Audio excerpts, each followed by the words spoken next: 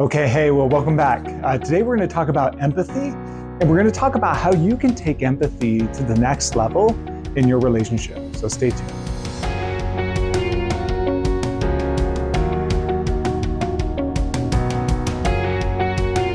Okay, so empathy, and how you can take empathy to the next level. If you watched our previous video on empathy, you learned the most valuable principles connected to the topic of empathy. How to place yourself in somebody else's shoes, how to experience from in their experience, and then how to connect with them and respond to them from inside of their experience. These are some of the most fundamental principles of empathy, and so many individuals around the world are not good at providing those empathy strategies in their relationship. So if you haven't seen that video yet, go ahead and review it, watch it before you watch this one as kind of a nice prerequisite to what we're going to go over today. In this video, I want to build on those principles. I want to talk with you about how you can take your empathy to the next level and an additional thing that you can do that will really enhance your ability to connect with your partner's experience. And the way we're going to do this is by asking yourself the question, how am I showing up in my partner's experience? Now, this may seem like a simple question. How am I showing up in my partner's experience? And yet that question is rarely asked in relationships around the world. You see, most of the time we look at things much more egocentric than that. Egocentric just means looking at things from my perspective, looking at things through my eyes from my viewpoint.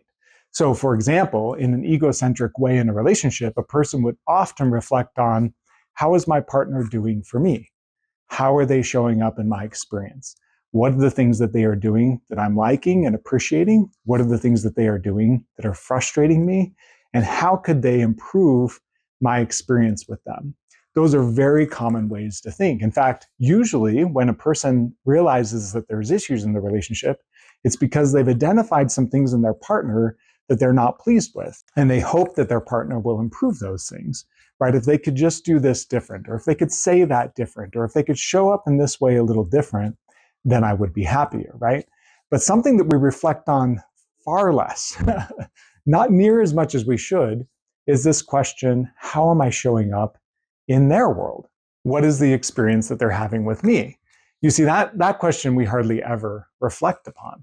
And the way that we would do that best is imagining to ourselves as we go through the day, what is the experience that they had with me? How did I show up in their world, right? Like, what do I look like from their perspective? What is the experience that they're having with me? So I was working with this couple, and they really struggled with this self-centeredness in their relationship. She complained often that she didn't feel like her husband really understood her experience, that he would get home at the end of the day, and he would be very focused on the meal that they were going to be having or how they were going to spend their time in the evening. And much of it was very self-focused, right? He would come at things from a place of, oh, I'm too tired for that, or I'm too irritated, I can't listen to your story right now, or hey, the kids are bothering me, can you take them somewhere else, right? He was very self-focused. Much of the time that she interacted with him, his focus was on himself, the experience he was having, and what the kids were doing, or she was doing, or others around them were doing to impact his level of happiness and joy. He was very rarely focused on her experience, and this became draining for her, right? Because she's like, there's two of us in this relationship. You're not the only one. And so part of the principles that we encouraged with him is for him to practice this advanced empathy strategy, this strategy of reflecting on himself through her eyes, right? Now we can do that by getting feedback from our spouse, or you can just practice this internally. And here's how you would practice it. What we encouraged him to do is several times through the day, in the morning, around lunchtime, and then toward the end of the day as he was going to bed, reflecting on, just for a minute, just for a few minutes, reflecting on these three things.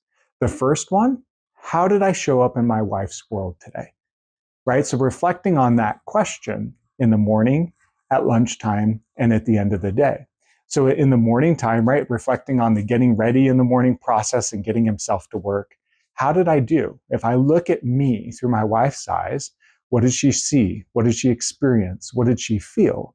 Right? So was there warmth, in those interactions? Was there coldness in those interactions?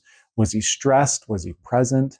How did he show up? Same at lunchtime. right? Like as he reflects on himself through his wife's eyes, has she had any experience with me so far today, since I left the home?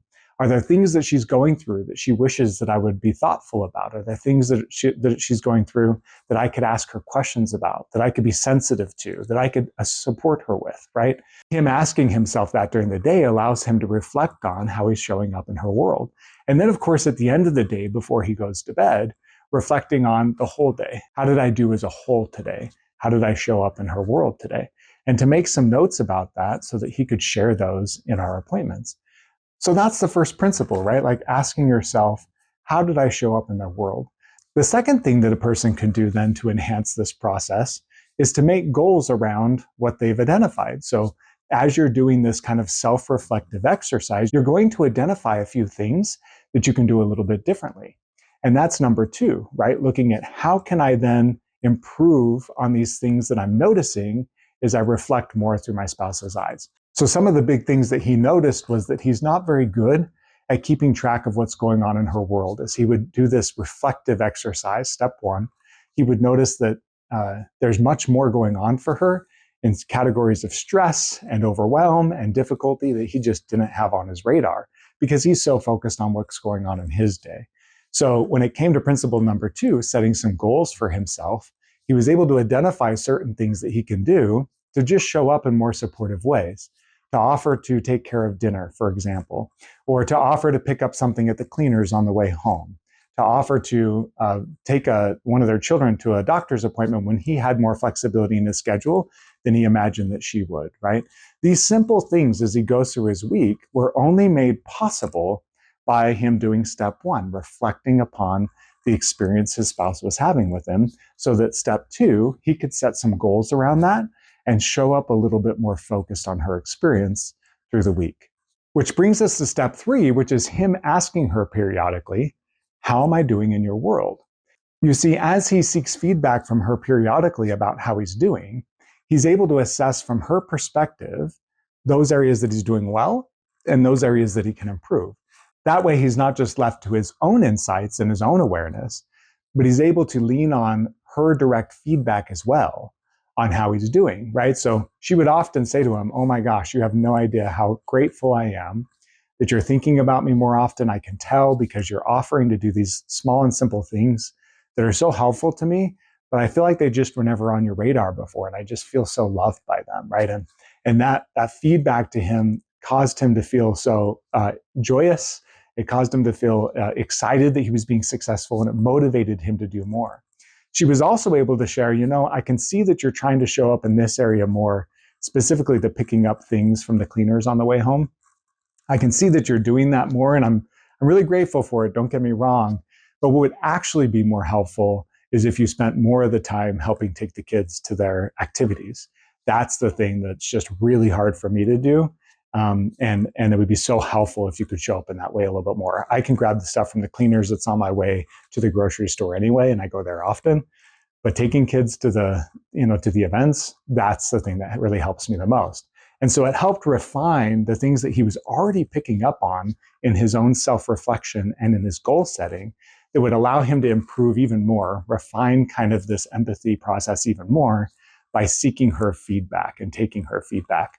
So those are the three steps, right? Reflect often on what is the experience that my partner is having with me. This question that most of us rarely ask ourselves, right? To look at ourselves through our partner's eyes and experience ourselves from their perspective. Instead of how are they showing up for me?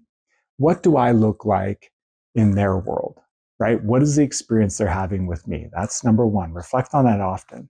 And then number two is setting some goals. Once you see yourself in the relationship through their eyes and through their experience, you're going to identify a few things you could do better. At least you ought to. If you're struggling with that, come talk with me, right? You're going to identify a few things you could do better.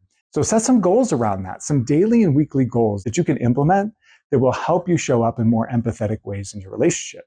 And then number three, ask your partner how you're doing periodically, right? Once a week or several times a month, just casually asking them, hey, I've really been trying to focus on the experience you have with me and how I can elevate the experience you're having with me in our relationship.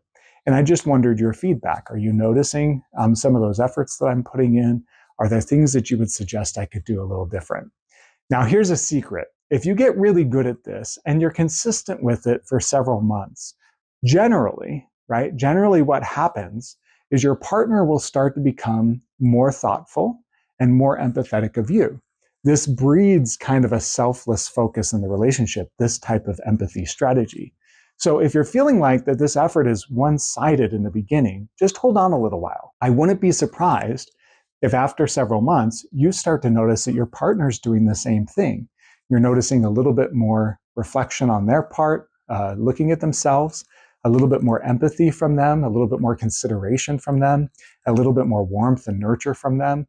This is just a very common thing that happens, that as you make this shift in the relationship in this way, your partner will often start to reciprocate it after several months. So that's just a little pro tip as you practice this principle. Okay, so take those 3 principles and apply them in your relationship.